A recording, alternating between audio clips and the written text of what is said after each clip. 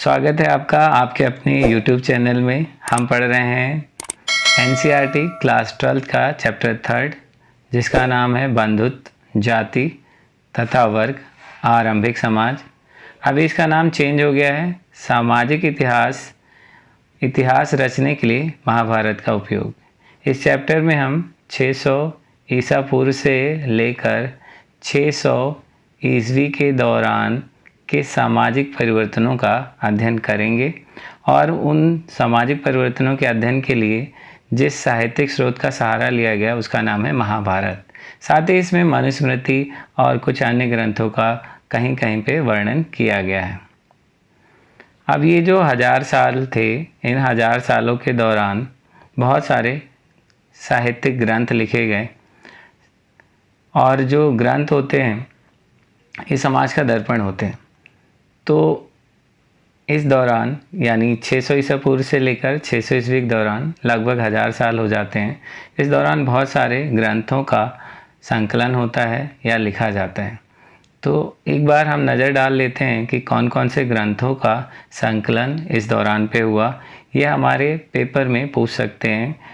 इस पर प्रश्न बनता है कि मनुस्मृति कब से कब तक लिखी गई या अष्टाध्यायी के लेखक कौन है। तो MCQ पे क्वेश्चन बन सकता है, इसलिए हमें थोड़ा सा ये साहित्यिक ग्रंथों के समय के बारे में, रचना काल के बारे में जानना सही रहेगा। सबसे पहले 500 ईसा पूर्व, तो इस दौरान पाणिनि ने अष्टाध्यायी की रचना करी। अष्टाध्यायी क्या है? संस्कृत व्याकरण की एक पुस्तक है, किताब है।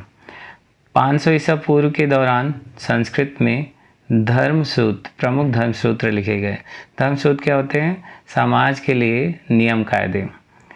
500 से 100 ईसा पूर्व, इस दौरान पाली भाषा में आरंभिक बौद्ध ग्रंथ, जिनमें त्रिपिटक भी शामिल है, लिखे गए। त्रिपिटक का ही एक पार्ट थी जातक कथा, जो हमने चैप्टर 2 में देखा था। इसी दौरान 500 ईसा पूर्व से 400 ईस्वी के दौरान, समय में अंतर है, 500 ईसा पूर्व से 400 ईस्वी के दौरान संस्कृत में रामायण और महाभारत की रचना हुई। 500 ईसा पूर्व से लिखना स्टार्ट होती है, 400 ईस्वी के दौरान इनकी रचना पूरी होती है। ये सारा समय लगभग में है। 200 ईसा पूर्व से 200 ईस्वी के दौरान संस्कृत में मनुस्मृति की रचना की गई। साथ ही तमिल संगम साहित्य की रचना और संकलन इस दौरान किया गया। 100 ईस्वी के दौरान संस्कृत में चरक और सुश्रुत संहिता आयुर्वेद ग्रंथ की रचना होती है। चरक कौन थे? सर्जन थे और इन्होंने ग्रंथ लिखा। 200 ईस्वी के दौरान संस्कृत में पुराणों का संकलन होता है। 300 ईस्वी के दौरान संस्कृत में भरत मुनि द्वारा रचित नाट्यशास्त्र की रचना होती है। पुराणों के बारे में हमने चैप्टर 2 में हल्का फुल्का रेफरेंस के तौर पर इस्तेमाल किया था। इसके अलावा 300 ईस्वी से 600 ईस्वी के दौरान संस्कृत में अन्य धर्मशास्त्रों की रचना होती है और 400 से 500 ईस्वी के दौरान संस्कृत नाटक कालिदास के साहित्य सहित खगोल, गणित शास्त्र पर आर्यभट्ट और वराहमिहिर के ग्रंथ की रचना संस्कृत में होती है और साथ ही प्राकृत में जैन ग्रंथों का संकलन होता है। तो ये कुछ महत्वपूर्ण ग्रंथ हैं, पेपर में MCQ के फॉर्म में आ सकते हैं और इसके अलावा क्रम मिलान के संदर्भ में आ सकते हैं, या इधर बुक्स के नाम दे दिया आपको और इधर राइटर्स के नाम दे दिया, तो इसे मैचिंग आ सकती है। इसको थोड़ा सा आप ध्यान में रखेंगे। फिर हम देखें, जो काल हम पढ़ रहे हैं ये काल है 600 ईसा पूर्व से 600 ईस्वी के दौरान का। तो जो पिछले चैप्टर में हमने पढ़ा 600 ईसा पूर्व से लेकर 600 ईस्वी के दौरान भारतीय समाज में कई सारे राजनीतिक और आर्थिक परिवर्तन आते हैं। इन राजनीतिक और आर्थिक परिवर्तनों के कारण समाज में परिवर्तन आते हैं। तो कौन से सामाजिक परिवर्तन है? सबसे पहले इस दौरान देखें तो शिल्प विशेषज्ञों के विशिष्ट समूह का उदय हुआ है। शिल्प विशेषज्ञ कौन थे? तो हाथ से जो भी सामान बनाते हैं उसको हम शिल्प बोलते हैं। और इस दौरान हम देखते हैं श्रेणियों वगैरह का उदय हो जाता है। साथ ही संपत्ति के असमान वितरण से, यानी किसी के पास कम या ज़्यादा ने सामाजिक विषमताओं को प्रखर किया। समाज विभिन्न वर्गों और जातियों में इस दौरान बटा हुआ था। अब जब इस काल का अध्ययन करते हैं इतिहासकार, तो इस काल के अध्ययन के लिए कौन सा काल, 600 ईसा पूर्व से 600 ईस्वी के दौरान का जो काल है, इस दौरान के समाज का अध्ययन करने के लिए इतिहासकार ग्रंथों का या साहित्यिक स्रोतों का सहारा लेते हैं। तो जब भी वो ग्रंथों का या साहित्यिक स्रोतों का सहारा लेते हैं तो किन बातों पर गौर करते हैं। पहले हम ये देख लेते हैं कि ग्रंथों का सहारा क्यों लेते हैं। क्योंकि कुछ ग्रंथ सामाजिक व्यवहार के मानदंड तय करते हैं कि समाज कैसे चलेगा और समाज में कौन सी चीज़ मान्य है, कौन सी गलत है या कौन सी सही है। कुछ जो ग्रंथ होते हैं वो समाज का चित्रण, साहित्य समाज का चित्रण होता है, बताता है उस समय कौन से लोग थे, क्या व्यवसाय था और किसको क्या करना उचित माना जाता था। कभी कभी समाज में मौजूद जो रीति रिवाज होते हैं उन पे अपनी टिप्पणी भी प्रस्तुत करते हैं। और प्राय ग्रंथ और अभिलेख किसी समुदाय विशेष के दृष्टिकोण से लिखा जाता है। तो ऐसे में जब भी इतिहासकार इन ग्रंथों का विश्लेषण करते हैं तो कई अनेक पहलुओं पर विचार करते हैं। किन पहलुओं पर विचार करते हैं तो देख लेते हैं। सबसे पहले वो ये देखते हैं कि ये ग्रंथ किसने लिखे, किसके लिए लिखे, किसने लिखे, क्या लिखा गया, किनके लिए इनकी रचना हुई, इन ग्रंथों की रचना में किस भाषा का प्रयोग किया गया। जैसे पाली जो भाषा थी, प्राकृत भाषा थी, तमिल, या आम लोगों के द्वारा बोली जाते थे।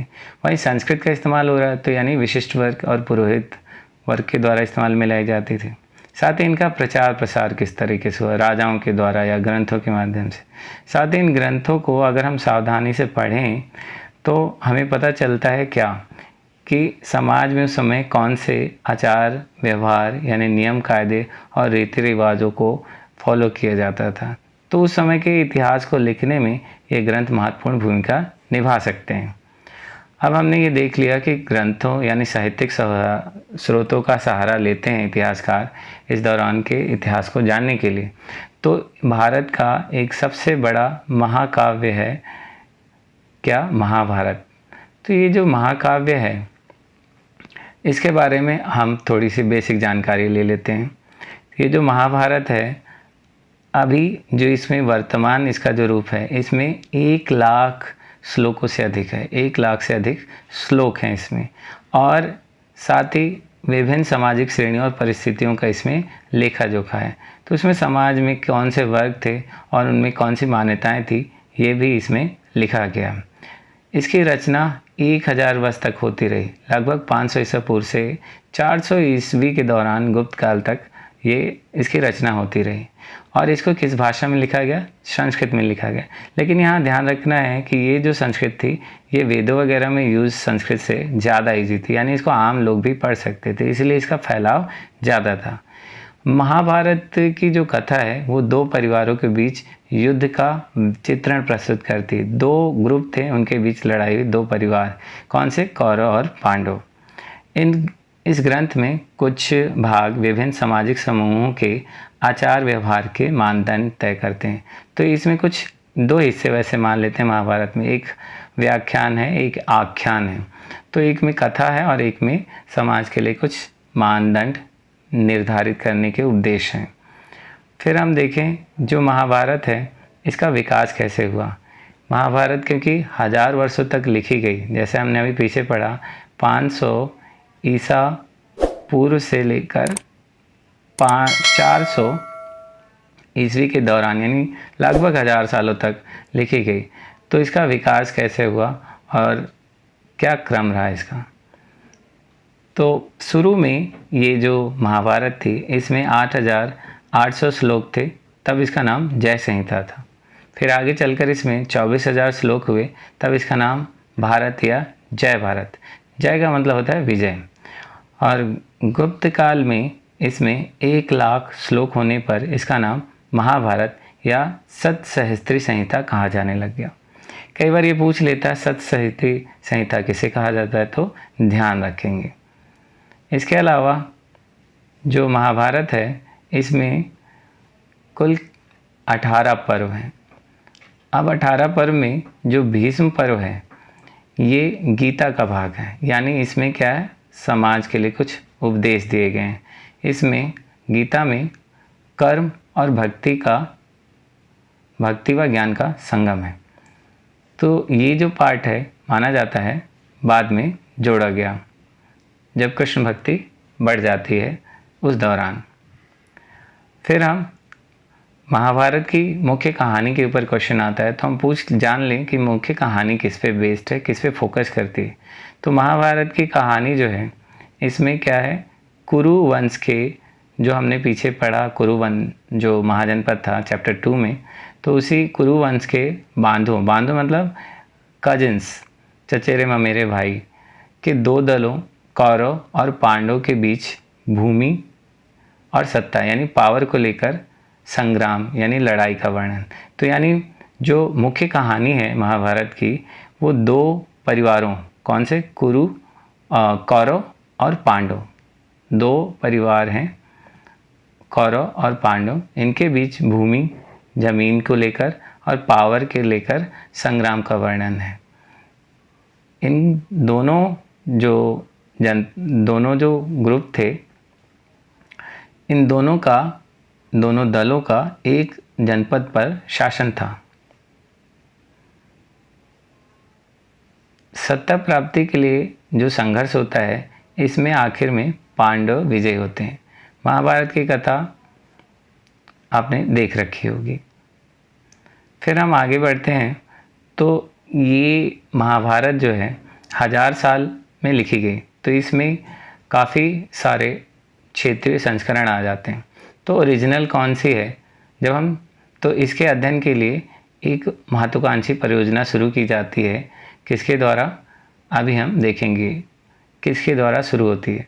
लेकिन उससे पहले हम देख लें समालोचनात्मक का मतलब क्या होता है। समालोचनात्मक का मतलब कि कोई भी जो ग्रंथ है उसमें ओरिजिनल या सही बात क्या है या गलत क्या है। तो जो गुण दोष हम किसी के देखते हैं तो उसे बोलते हैं समालोचनात्मक, आलोचना भी और अच्छाई भी। तो समालोचनात्मक संस्करण की जो परियोजना है ये शुरू किसके द्वारा की गई, तो एक विद्वान थे जिनका नाम था वी.एस. सुधकांकर। ये कौन थे, ये एक प्रसिद्ध संस्कृत विद्वान थे और इन्होंने एक महत्वपूर्ण परियोजना प्रारंभ की। परियोजना क्या थी, तो इसका संस्कृत का समालोचनात्मक संस्करण तैयार करना। तो उन्होंने क्या किया, अनेक विद्वानों के साथ पूरी एक टीम बना ली और उनके साथ मिलकर महाभारत के समालोचनात्मक संस्करण तैयार करने की जिम्मेदारी ली या कोशिश करी। विभिन्न लिपियों में, अब इसके लिए क्या किया उन्होंने, विभिन्न लिपियों में लिखी गई महाभारत की संस्कृत पांडुलिपियों में पाए जाने वाले श्लोकों की तुलना का एक तरीका ढूंढा।